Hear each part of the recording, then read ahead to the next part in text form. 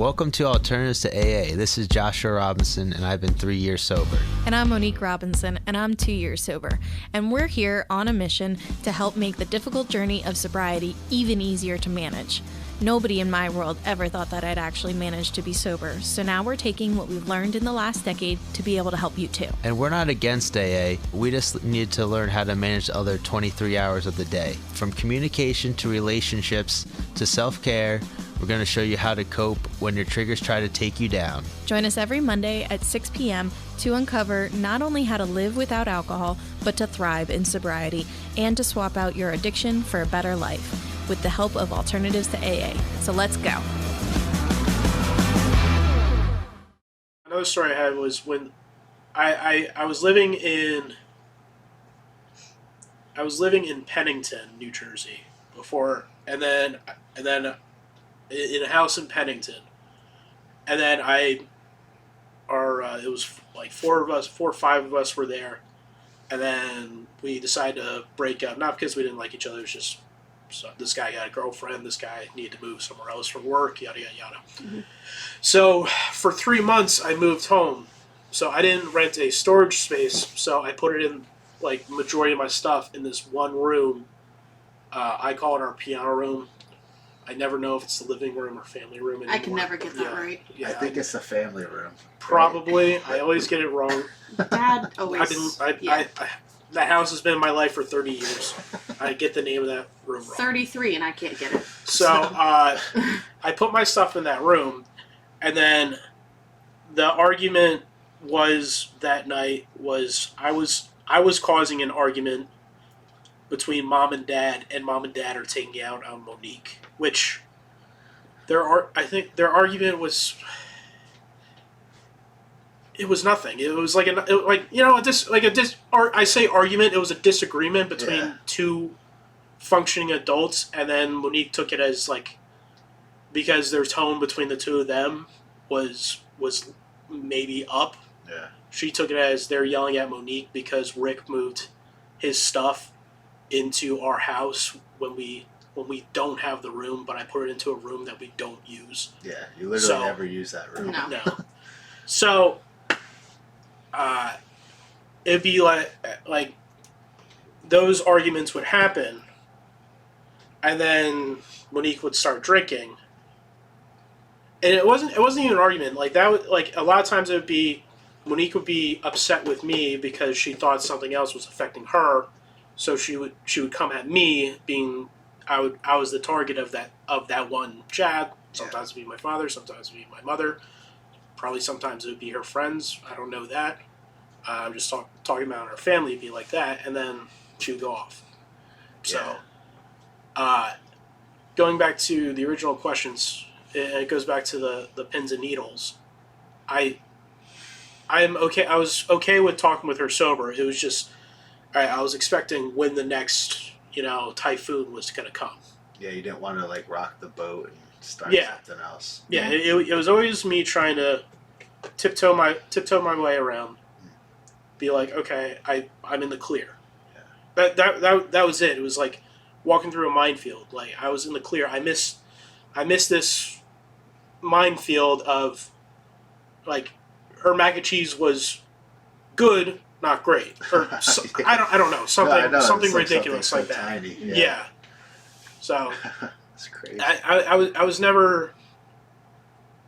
I was afraid to talk to her, but I wouldn't say I didn't like talking to her, because, think about during those 10 years. I would say over 50% of them were not coherent conversations. I'm sorry, I'm getting gassy. It's okay. Yeah. So they weren't necessarily coherent conversations, and even when she was sober, because I had to do the tiptoeing, it was like I couldn't express myself, because me expressing myself might be one of those triggers. Did that make you angry or anything? Like, what did you kind of just got numb to it after a while, right? It was anger. Yeah, sometimes there would be anger.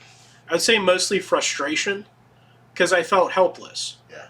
I couldn't, there's nothing that I could do that could help, like, me being able to help her. It was impossible. So the numbness came in when I was like, okay, I can't do anything. Maybe this stint in rehab is going to do something. And one time it worked kind of well. Yeah. The other few times it never really worked. Mm-hmm. So, not to say that going to rehab is bad. I think people do actually succeed in rehab. Oh yeah. She did. Yeah, we just, Which I mean, she found her way, but like it didn't work for her. So The last two, like the Florida one and the one right around Mom's you have death, to want. They did pretty well. So the last two times worked somewhat well. Yeah. No, they weren't perfect, but I had better success after those two than I did previous. Previous, it was within a week or so. I was Is there a reason why? length of time. That's the truth. Like the other What was rehabs. how long was the second one? Like the one during Mom's funeral? So I was there for 2.5 weeks before, and then I was home for a week sober, and then it was 2.5 weeks after. And that was a longer one? Then the other ones I was at like a week or 2 weeks, True. Okay. and like total. Yeah. And then like Florida, it was 6 months total, where Well, 6 weeks in Florida, rehab. I'm assuming you were living in the halfway house, you were getting tested a lot. Oh yeah. Yeah, so Yeah. I mean you had that thing there that was like constantly Right. And then like I came home from that, and I didn't drink for 4 months. So that time I got 10 months total. Mhm.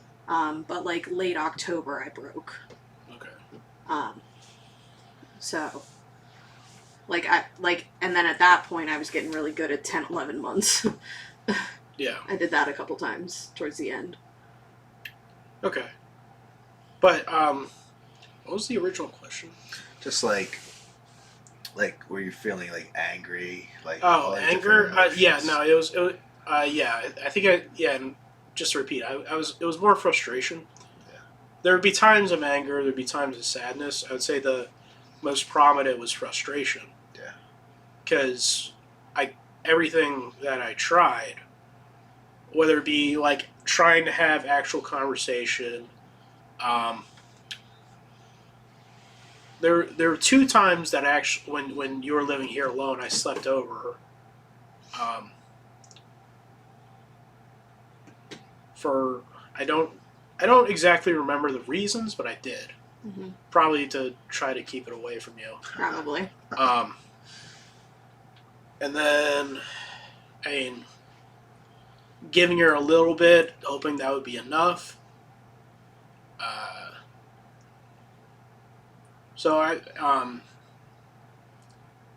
researching what I could do, like everything that I was trying to do just never worked. So you just like kind of threw up your hands after a while, and you're like, I can't. Yeah. It was. There was a little bit of I give up because I couldn't. I felt like I couldn't do anything, and because most of the conversations we were having were not coherent because she was drunk. Yeah. I'll put it at 50-50, about half. But even when like the sober conversations were happening, nothing I felt was very believable at the time. So That's fair to say. Yeah, because I mean, when you're in active addiction, it shrinks your brain, Mm-hmm. right? So, like, it takes like up to a year to 2 years for your brain to actually get back to normal. Yeah, it does. It's kind of crazy. I think about like 1 year, you're pretty much there. Yeah, and like even like your memories, like after a year, like there's stuff that I definitely didn't remember, and there's stuff I still don't remember by any means, but like there was stuff that I started to remember after a year. yeah, I mean, it's like I it's weird because like I want to tell you these stories of like things that you did. Mm-hmm. But at the same time, I find it very unnecessary to tell you these stories. I mean, for this, and it might come back in later conversations, but I fear me telling you these stories like outside this podcast because we're doing this for a reason. Mhm. But like outside this podcast would be like me trying to get back at you. You know, I get that. it like kind of, I mean, kind of like in a way childish, being like, well, you did this to me, type thing, and I don't want to do that because you've gotten way like 180, like you did 180 turn on what you were doing, which is great, and I love you for that. But it's like I don't want to like. It's not like me bottling up stories because I don't feel like I'm bottling it up. It's just more like I find it unnecessary. Like if it ever comes up in conversation, like I'll probably tell you it now. Right. I wouldn't have told you that your first year sober. I mean, that would have been not smart. Yeah. So. Yeah. I'm definitely more comfortable talking about it now. But yeah, I appreciate that. I mean, like, because it's nice to know that you don't want to like punish me with these things, like, you know, like. But what would it do? Exactly. Yeah. But I'm glad you forgive me for them. Yeah, it's like it's not that even like I have to forgive you. It's just it's unnecessary. Yeah. Yeah. It's kind of like, you know, the wife like says, "Oh, remember when you did that 10 years ago?" Like stuff like that, and it's like, okay, but we worked through that, and like why? It's not like when we were kids. She's gonna hold over the time I threw her like finger bike against the wall and broke the handlebar. It's not like that's like being held over my head. Right. Like I feel bad I did that, but like I'm not expecting her to be like, well, you did that to me so many years ago. Yeah, and like everyone's human. Everyone makes mistakes, and you gotta just like forgive and forget a lot of times, right? Yeah. Yeah. It's the best thing. I would say I don't forget. Right. Not again, not to be like punish you, but like in case. I mean, I don't know. In case I ever have to deal with it again, because I mean, it is genetics. Yeah. Like 100%. Because I mean, many family members on both sides were heavy drinkers. Right. And at times I can be a heavy drinker too. Like I still drink, but like I don't. I have it where I have a beer, and as soon as I finish that beer, I want another beer. Not to punish myself, just like I like the flavor. Like, yeah, you like all. But there are nights. I mean, I definitely pace myself, but like there are nights where I not often. Like again, kind of like your weekend warrior type thing, but like it's not every weekend for me. I'm sorry, I'm burping so much. Okay. Like there'd be times where it's like, okay, I'm gonna have a few beers. Okay, it's a Saturday, I'm 8 beers in. Yeah. And that happens. So I do have that tendency myself. Yeah. But I think I just have the self-control of like where I don't need it every day and I don't need to drink that much. But there are times where, I mean, I generally don't do that unless I know I have time off and I don't have to do anything. Right. Yeah. That'd be the time I would do it. You're kind of doing it just for pleasure, but I'm doing it for pleasure, but I do have like a mental note, probably because of my sister being like, don't. oh, okay, well, like it's not that drinking too much. It's like, okay, I'm liking this flavor and I'm liking the way I'm feeling, and I know I'm doing this thing, but like I'm thinking like, am I turning? I'm not to the extreme, but like, am I turning towards what she was doing? I'm not, but like, I have that thought. Well, that's good. That's good because it keeps you balanced. Yeah. You're like, I don't want to get to that point. So that's a really good thing to have. No, it is. I mean, because unfortunately, your sister, I'm like the freaking Pringles commercial. Once I pop, I can't stop. Yeah, well, I have that problem with Pringles too. Well, but I'm saying with liquor. Who doesn't? Like, if I get liquor and like if I have one sip, even if I tell them like. I was infamous for being like, I'm gonna have one drink tonight, and then an hour later, I'm already 10 drinks in. Like, yeah, I'm never 10 drinks in an hour. Like when I said like 8 beers, that's spread. Like I'm not that, but and also she was like vodka. Yeah, that's like during her worst points. So. Yep. But. Here's the Smirnoff. What's the next question? We're kind of off topic. No. Sorry, guys. Oh no, it's fine. So, I guess, like, how do you think me getting sober has affected your life? I mean, I feel like we kind of just went over that. I Yeah, mean, it's a little like bit. it's. I mean, I'm not constantly I'm not constantly worried about you. Like the thought of, like Monique is going to the fair in August. Is something going to happen on a ride that's going to trigger her? Like I don't have that thought. Mm-hmm. I mean, like I trust Josh because he got you. I 100% put it on him. He got you off. Yeah, it's fair to put Nothing myself or my family were doing, because I think after like 10 years it became numb to you too.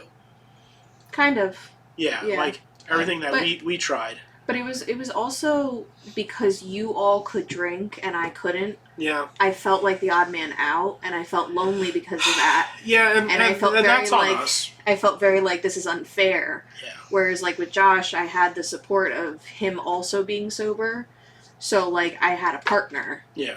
And also, we made a commitment. I was like, if I'm gonna stay here and we're gonna like build a life together, like I want to get sober. I need to get sober, and if I'm gonna stay here, you have to be sober too. Yeah. And then we kind of just made that agreement, and that was it. Yeah. Like we just. But like it made it so much easier for me because I had someone else who was sober too. Yeah. Like that was something.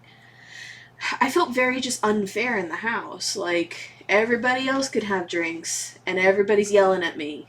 Like, and... Yeah, no, but I mean, yeah, and then you moved out with my ex. Yeah. and it wasn't really changing there either. So, right. Yeah. So, no, I completely get it. Yeah. So, I mean, like, that was part of my problem, because I was being told by people who were allowed to drink that I wasn't allowed to drink. Mm-hmm. But then when Josh was like, I'm not going to drink and you can't drink, that made, like, that clicked for me. Yeah. Like, that was, okay, you're not going to do it in front of me. I'm not going to feel like a weirdo with you. I can do that. Like, that made sense to me. And that made a big difference for me, you know? And so, like, it wasn't against you or mom or dad or anything. It was just, like, it seemed so unfair that, like, everybody else... And at that time, it felt like everybody in the world could drink but me. Even though that wasn't true at all. I mean, so many people in the world have this problem. Right, but I mean, you saw, like, your family was still drinking. Right. And then... And most of my most friends. of your friends. Yeah. Yeah. No, I get that. So...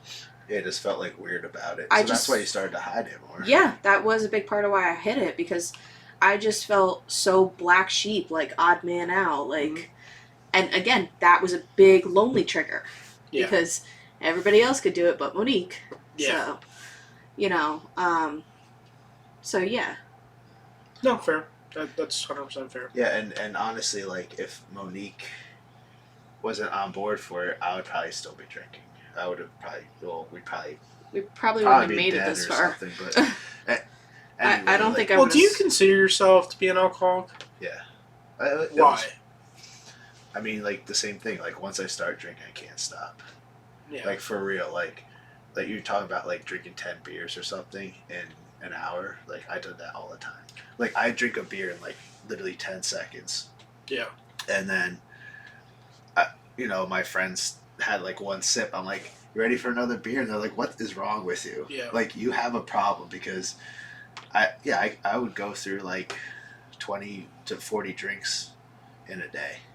And like quick. Yeah, because I never knew you during that time. Yeah, so like you would call you call yourself an alcoholic, but I've never really heard that. Yeah. So okay. Okay. Yeah, I'm the same way. Like, if I have one, like, I want to keep the party going or whatever. So yeah. Yeah. What was the original question? Just we've gone off. Like, I mean, we're on topic, but off the question. That's okay. I mean, like, we do that a lot on the podcast anyway. But it was how me being sober has affected your life in general. Oh, yeah. So yeah, I mean, I don't worry as much. Mm-hmm. Like I'm probably right at this moment. I'm probably more worried about your baby than you, to be honest. Same. Well, that's fair. Same facts. So, but I don't think that would necessarily be the case if you were still drinking. Oh God. Like I mean, like it.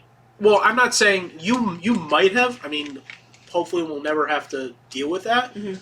But you might have gone stone cold sober while pregnant if you were still in your drinking phase. Yeah. Well, But like we don't know that now, yeah. and hopefully we'll never know that. Right. So, but it's funny you say that because I don't think I could have done it. As I always told myself, if I ever ended up pregnant, I would do that. But until like I was over a year sober, I don't know if I could have handled the hormonal issues, the different triggers from pregnancy alone. I don't think I could have totally handled it. So that was that was like a point that I would bring up when you were drunk. Okay. And you would say that to me, mm-hmm. and I didn't believe you. Yeah. So I mean, I guess it's nice to hear that you kind of had the same thought. Like at least now you do. Yeah. Like during that time, like I was like, I mean, if she's drinking, that baby's either dead or gonna have problems. Mm-hmm. Yeah. So. Yeah. No, and like that would have been my worst nightmare that I did that to my baby. Like, I would have felt like the worst human on the planet. You probably would have been dead. Yeah. But like, I'm not constantly worried about you. Mm-hmm. Now there'd be times when you were drunk and like I would get a phone call. It's like, okay, how long is this phone call of incoherentness is going to happen? Mm-hmm. If I get a phone call from you now, it's like, okay, what does she want? like not in a bad way. It's just like, all right, she's probably calling me for a reason, mm-hmm. and I'm not expecting the drunk phone call ever again. Right. If I do, that's gonna really suck. Yeah.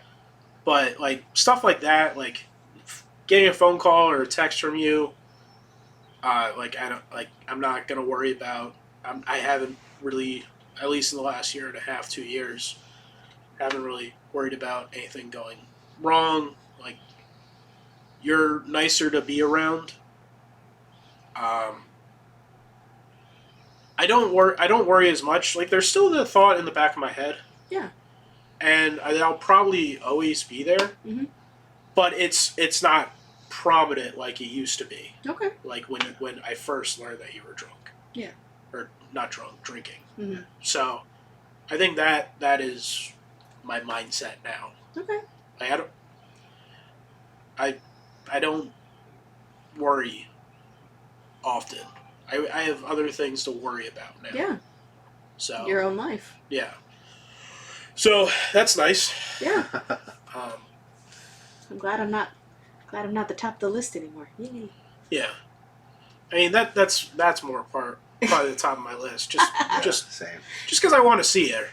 Yeah. Well, of course I do too. Yeah. So like that I probably worry about how the birth is going to go mm-hmm. right at the moment because yeah.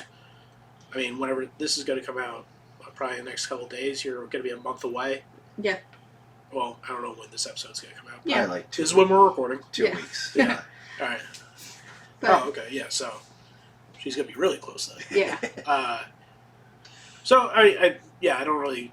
It doesn't. It's not like a bother in my life anymore, which is a way better than what it was. So that's great. Well, that's it takes a lot of stress off you. Yeah. Sure. So. Yeah. Well, I'm glad. I'm definitely glad. Right. Is there anything else you wanted to share about, like, your feelings during the 10 years or, like, you know, anything like that? That, like, you think another viewer could be affected in the same way? I think it's all pretty much out there. I think to be honest, I think the only thing that still hurts a little bit, I've gotten better over the years, but still kind of hurts a little bit is, and this is not, I mean, this isn't exactly, but what your question is, but it's kind of honest because not many people go through this, but like during like the last few years, since Mom was constantly worrying about you, she worried about me less. Mm-hmm. So Mom didn't want to hear my problems. So there'd be times where it was harder to talk to my mother, and then I never got that once you got sober to get that back. Yeah. So that kind of hurts, because there were multiple times where I would try to go to our mom for advice, and she'd be like, "Rick, I'm dealing with Monique. I can't deal with this right now." Mm-hmm. There'd be multiple times of that, and that sucks. Like that part, but I can't blame you. It's just how life handed us something. Yeah. So that's like the only thing that I'll think about truly every once in a while is like, what my mom would have said, or our mom, I'm sorry, would have said during these moments, or like even now, because I kind of lost that towards the end of her life. Yeah. That's like, I feel like that's ending it on a downer. I'm sorry. It's okay. But that's like kind of like the of prominent things when it came to your drinking that still sit with me. I think that sits with me the most, and it's not your fault. It's just what has happened. Right. So that's really like the only thing. I mean, for people with family members or friends that like go through this, there isn't. For me, it just never. I don't know if I have like the best advice, because you're gonna get angry, you're gonna get frustrated, you're gonna get sad, and I've read books on how to try to talk with people with alcohol problems. For me, none of that ever worked with you. Yeah. I don't know if you're an anomaly. to be honest, when you do have those moments with those people and there is some clarity, you gotta cherish that, because it won't always last. I mean, I don't know, like, if people can constantly drink for 7 days a week. Like, you couldn't, thankfully. But like in those split times where you couldn't, and I was able to have somewhat conversation with you, it was good. But there'd be times where I had those conversations, and it would feel meaningless. So the ones that were good conversations, like, you have to cherish those, because I mean, you never know what's going to happen. I mean, there were 100% times where it's like, okay, like, Monique is close to death. There are times where you were getting scans. One time you had a tube down your throat, for breathing while in the hospital. Like, there are all these little things that happen. Well, not little, big things that happen, and it'd be like, okay, this might be the end. And I would never want it to end like that. And I'm happy it hasn't ended like that. So, I mean, just cherish those moments when you can during those rough years. Because, I mean, it's good. In a way, there is good in it, because it made me a more responsible, stern person with certain aspects of my life. Like seeing what you had to go through. Yeah. None of it, besides those like few moments of clarity, was ever fun.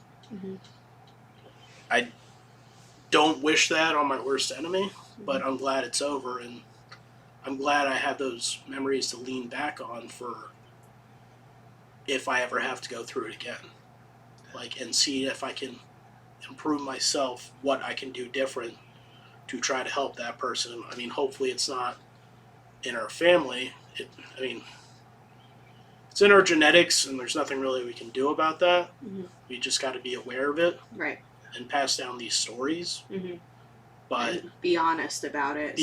So that way, like, yeah, be honest. Like you, like especially like I hope other people, like not just in your family, like your friends. Hopefully, your friends are honest with you, because it's better to do that. Because I would say that was probably our biggest flaw. Was we were not being honest with our other friends and family. So, yeah, until it kind of blew up in our face. Yeah.